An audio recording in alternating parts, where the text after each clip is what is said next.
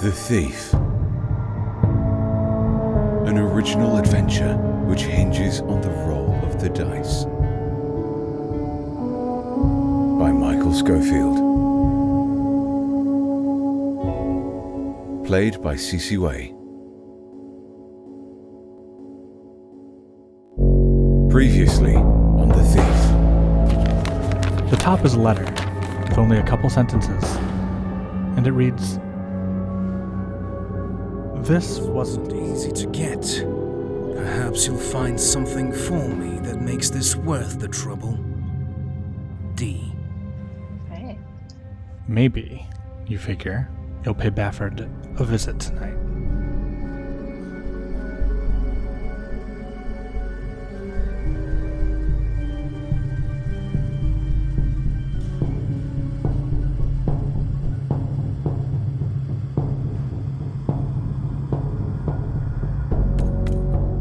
It isn't that far of a walk, maybe half of a mile, and you are taking the streets. You reach the first intersection, passing quietly in the shadows, hugging one side or the other. You look down at your hands, and you have to squint. You can barely make them out from the darkness of the ground below. You are in good shadow. And as you ghost across the next intersection, one that is lit with crackling fire and a brazier on the edge, you first hear and then see a watch patrolman clomp from around the corner. He is in a chain shirt, and he wears a flat iron helmet that is strapped down, but there's no actual facial protection. He is carrying a torch. Give me a stealth check. Oh, glad I'm rolling well. 26. He turns toward the road that you're on and looks past you to the intersection. He turns his attention to the brazier and pokes it. Little flare-ups of embers cloud up around him. He puts his torch down and pulls out what you think is a sack of wine. He looks to his left and to the right. Then he throws it back. Glug, glug, glug, glug. So the brazier is in the middle of the intersection, right? He's between you and it, and he is casting this deep shadow down the road. And you can see beyond the intersection that the roads going in the other direction are in shadow again. But getting to those, you'll have to cross a sliver of bright light. Okay, here's what I would like to do. You know, I'm like up against this door frame, relative safety currently, and I just want to squat down and feel around on the ground for like small pebbles. You're able to dislodge several from this old road. What I want to do is essentially sneak up to the opening of the intersection and just chuck like a couple of these pebbles far down, either like left or right, but not the direction that I want to go, which is forward, which I think is also the direction he's facing. Yes. I want you to make two rolls. First, a standard stealth check as you sneak up across the cobble, and then I want you to make a sleight of hand check. So for stealth, I got 12, and for sleight of hand, 9. You creep up behind him, and as you step down, a piece of cobble underfoot moves. The guard pulls his wine sack out. Huh? And as you throw the stone down the street, he actually looks and shies away from the noise in that direction. Shink! Pulls out a sword. Is anyone there? He nervously whips around, immediately turning in your direction. Give me a dexterity saving throw. 11. You pull back into the doorframe, immediately on the opposite direction of where he is turning, and he can't see into his own shadow that he is casting. He backs up a few paces and steps up to the brazier. He turns around again and picks up the torch. Whoosh!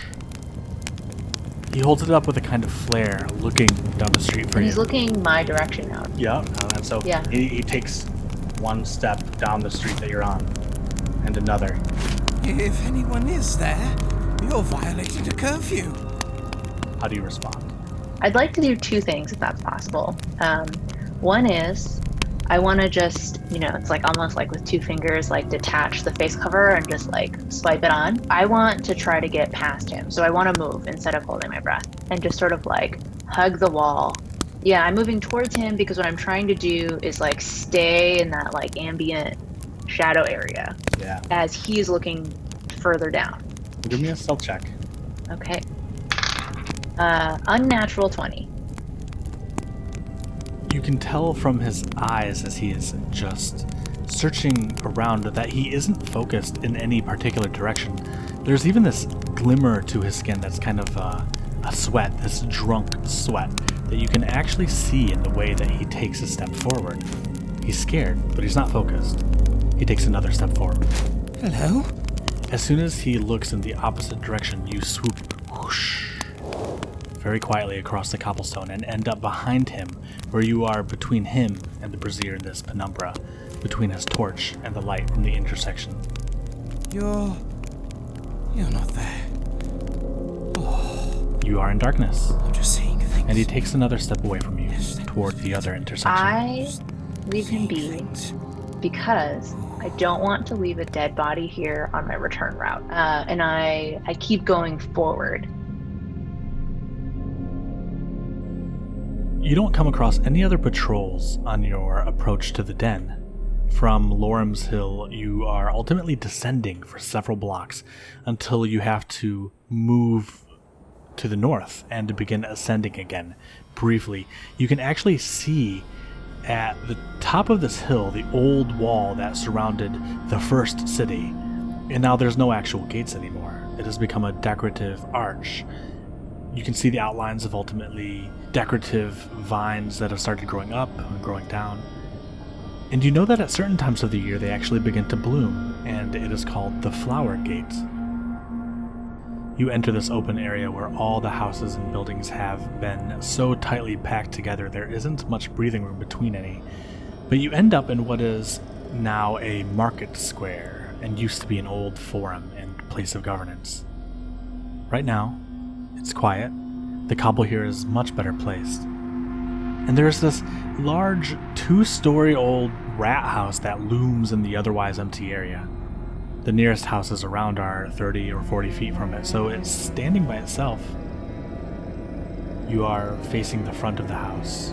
The doors, these ornate metal doors with carvings, and you can see some kind of filigree there, are flanked by 2 bright torches.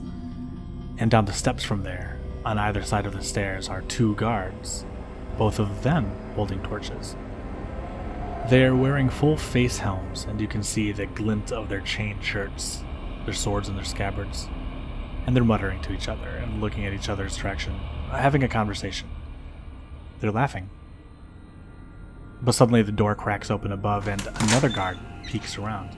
He looks down the steps at those 2, and you can hear... Is everything okay? Yeah? Yeah, I think. Everything's okay.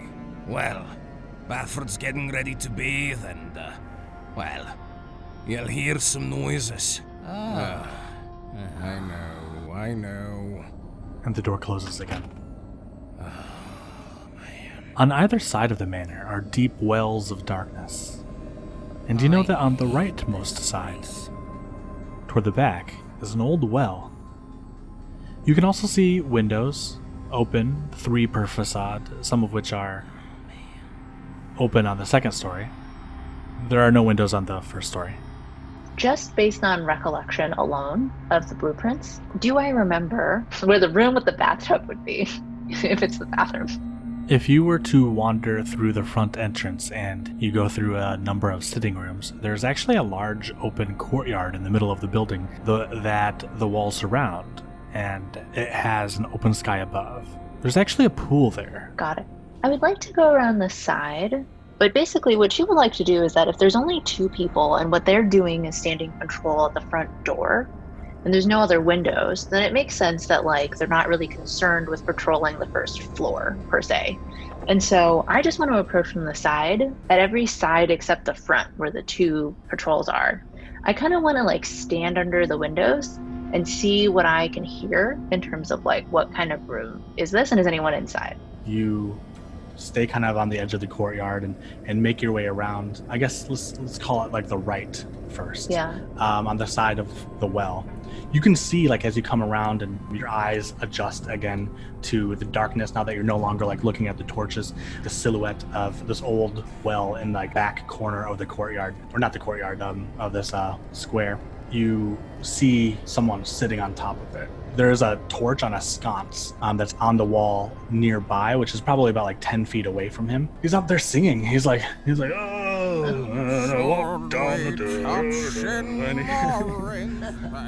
Yeah. his back is to you. And immediately to your left is like this first facade of the wall, and it's undecorated. And you look up and you can see an open window with the shutters pushed out. Give me a perception check. Okay. 14. You actually like put your face right up to the wall. You listen. The singing of this guard is drowning out any more delicate sounds. You hear a door creak open, and you hear footsteps kind of clop around on a tile floor.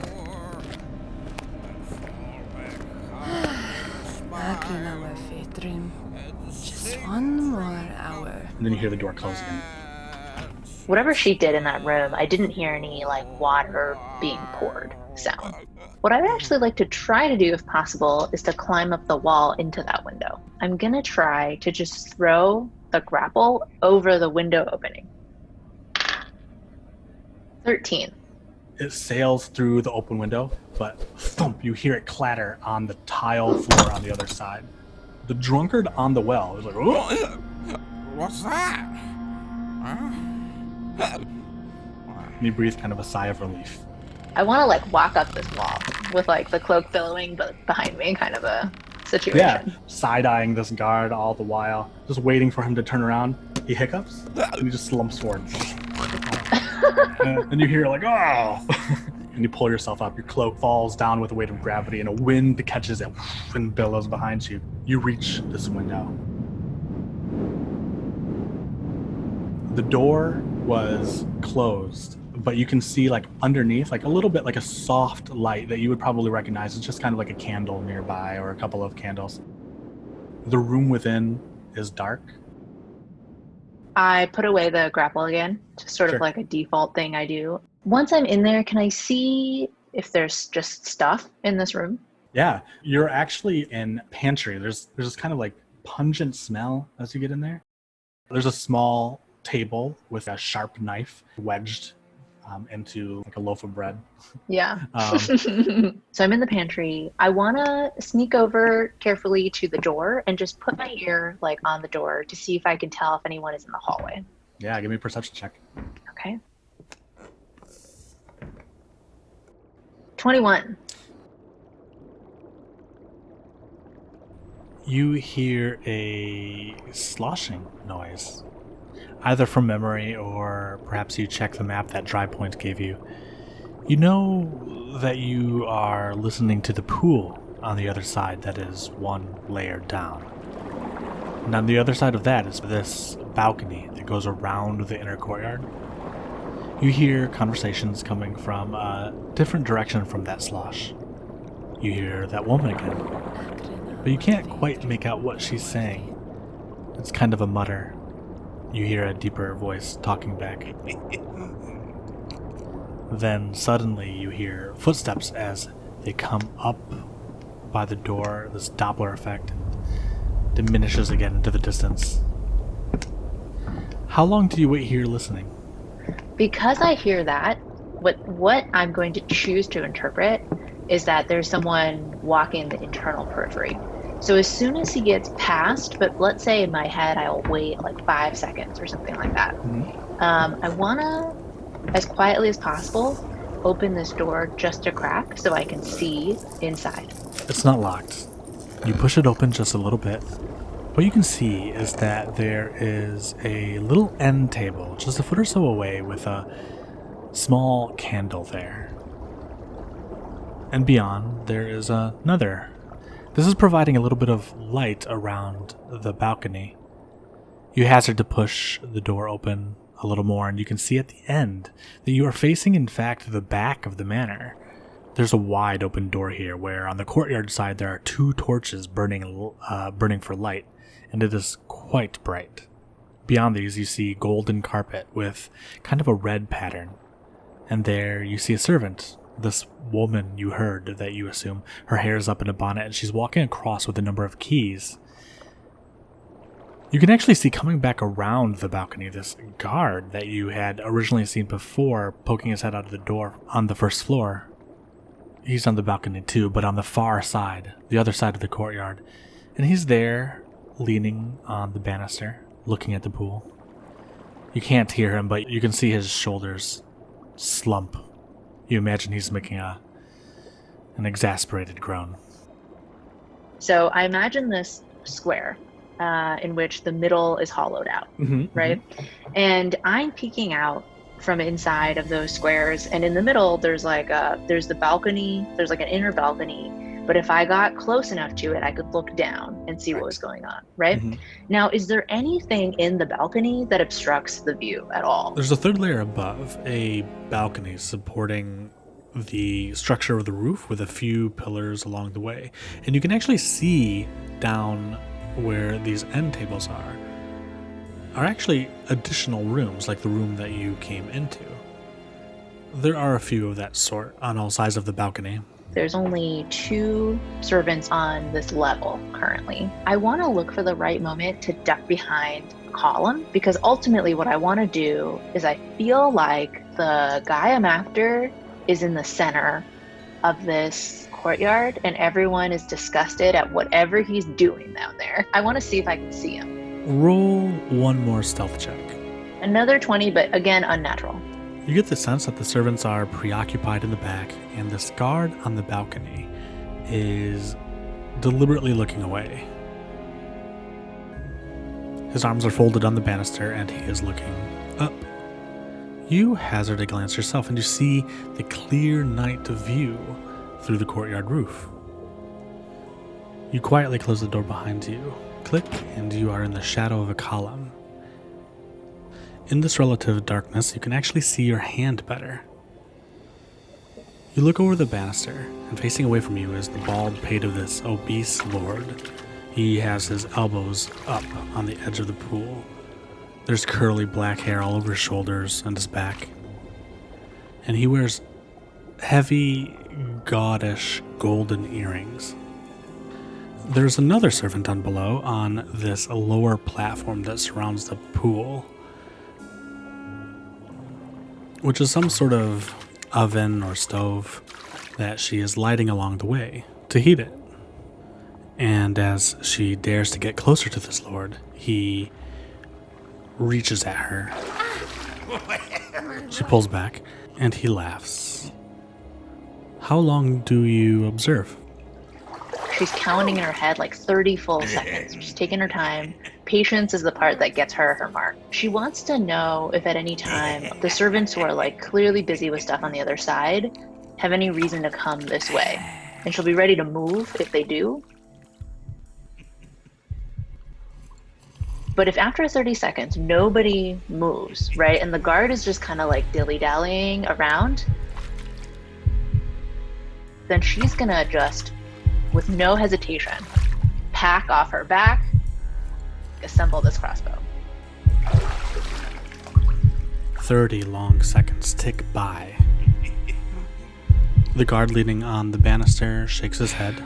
The maid upstairs glances down over the banister, then says something to her counterpart. Don't be a hero. Give me a perception check. 1. There is a nod of agreement between them, and they both walk into the rooms on the far side, then go in separate directions. All the fires of the inner bath are lit. You hear a door open, then close. I'm going to assemble that crossbow right now. I'm gonna lay down to make it harder for the other guard to see me at all. This guy is a huge naked target. I want to dip the tip in my basic poison. Take like a second to aim, or however long that takes, and then I shoot him. Okay, so you have advantage because you're hidden. Mm-hmm. You have the advantage because of your assassinate feat. Mm-hmm. You have advantage because you are flanking him. Mm-hmm. Your advantages are stacked. You roll with a plus 10. Okay. I'm going to roll 2 d20s at the same time. Ooh, so good. Okay, 26. Let's roll damage. Ooh, okay. I rolled the 10, so 13 with the crossbow. And then 2d6 is another 5. There is a moment of quiet where everything around you stills. The servants are gone. The one below has not returned. Even Bafford has stopped swishing his fingers in the water. It is just quiet. There's nothing but the crackle and pop of the torches. The guard on the far side is out of sight, out of mind, and so you load your bolt. You hold your breath. And then you pull the trigger. The back of Lord Bafford's head splits open like a dropped melon, and his blood balloons out from around the crossbow bolt and pools in the water. He has one arm that's just keeping him aloft over the edge, and he bobs there like a cork in a dark cloud.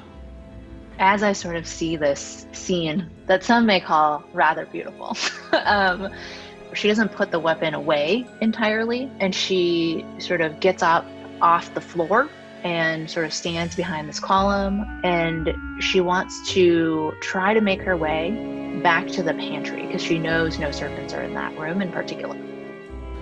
Give me a stealth check real quick. Oh, 26. Just as you cross to the other side of this column that obscures you from the guard across the way, you catch him look down. What? What? Raise the alarm! You hear the crash of a metal gong.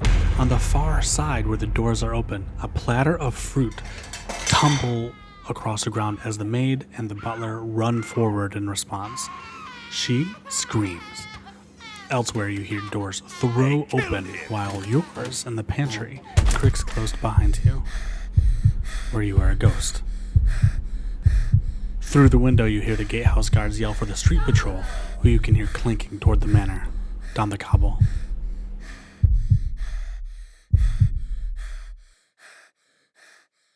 Yeah. Here's what I'm thinking about. Symphony remembers that letter in which Dee wants something more for his troubles, but as the guards are all rushing in, it also feels like the perfect time to rush out. So she just has to decide what she wants to do. So I go into the pantry, I pull the map back out. Is there anywhere in there that indicates there's like a room where valuables would be kept? What you can tell is two sides. So on the first floor, where he's marked little X's, he's like, don't go in this way, which is the front entrance. Yeah. Like not far beyond that front entrance, he's written art, ? And also like on the second floor, on the other side of the page, you see that big area with like the carpet that everyone's come in. Those are his quarters. Okay. Just as per convention, the servants probably live here, and the guards are sometimes quartered here. So there are different rooms that you could peek into. The wooden supports made it hard to get up on them, but she gets the feeling that maybe getting down on them is a different story, and that the guards from the front probably have rushed inward. So she's going to try to just acrobatically get herself out and then go through the front again to try to get to that art. Give me 2 rolls. Give me an acrobatics check and give me a stealth check. Okay. So acrobatics, total of 17. Stealth, a total of 19. You're able to scale without the need of your grappling hook, because you pull down, your fingers are strong enough, and there's enough purchase that you can actually start to shimmy down, and you almost kind of like ride it down like a pole, like down to the bottom. Your cloak billows like cinematically. You look to your right, and you see sprawled out on top of the well, a guard snoring. with a clatter inside. He's like, oh.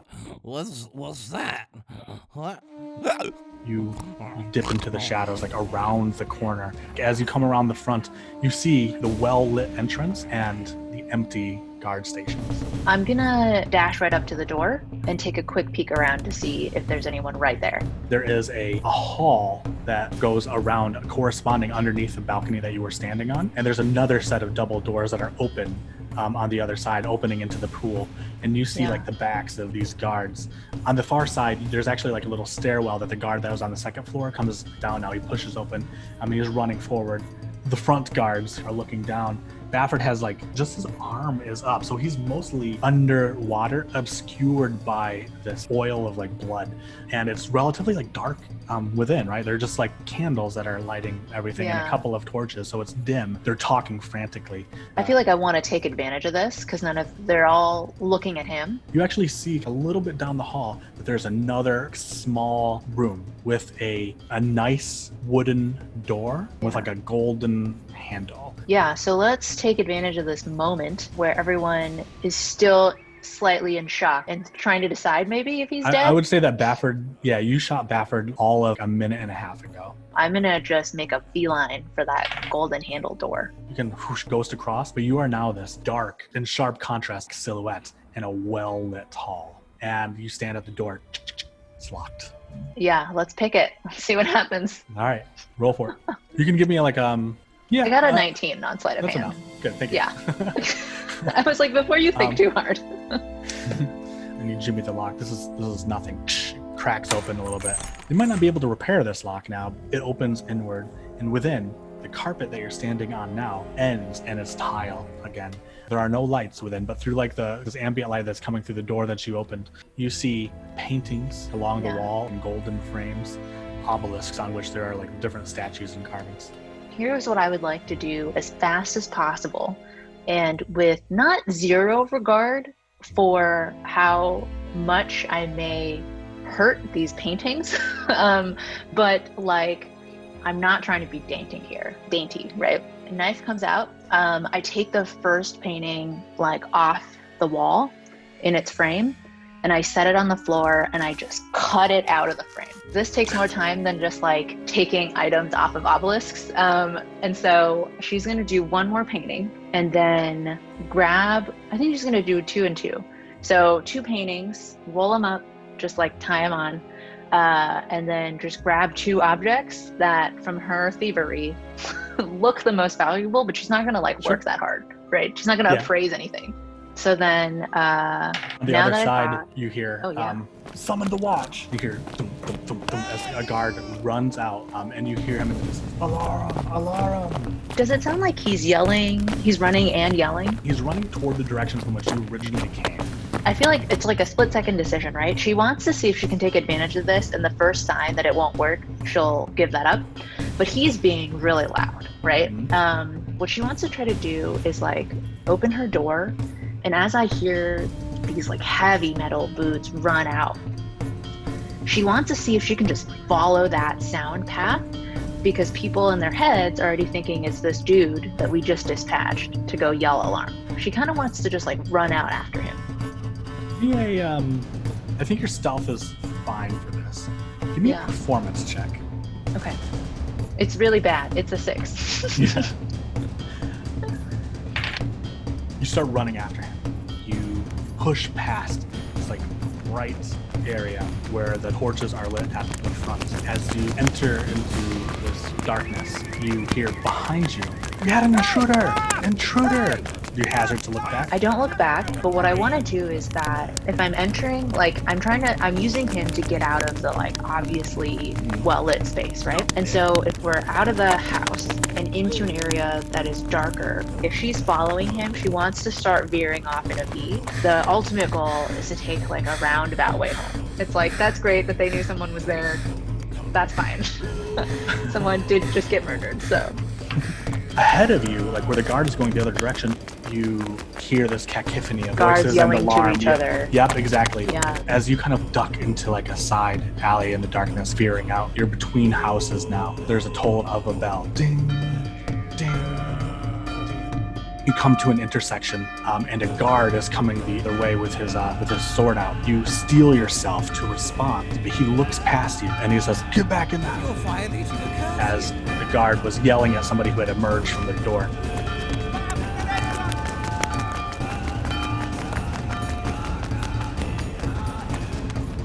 You cross the intersection. Yeah. You look behind you finally.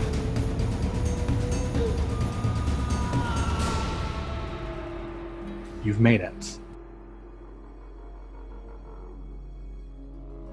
The Thief is an original adventure written and produced by me, Michael Schofield, played by Cece Way, with voices by Christian Byrne, Strawberrio, and Patrick Derkovich Rakas. The music you heard is by Will Sorvino, Ivan Dutch, and Tabletop Audio, who you can support like I do at patreon.com/Ivan Dutch and patreon.com/Tabletop Audio, respectively. My Patreon is split with the performers and players, and any profit is invested in sound effects and voice actors, so I couldn't do this without the support of our fyrd. Our thegn, Trei Brundrett, and spear throwers Rebekah Monson, Laura Spears, Andy Priestner, Joshua Simpson, and Kevin Wilson. You can join the fyrd for free and help me make more stories about the Aenthrin and the legacy of Caladuran at patreon.com/Michael Schofield. I'll see you next time.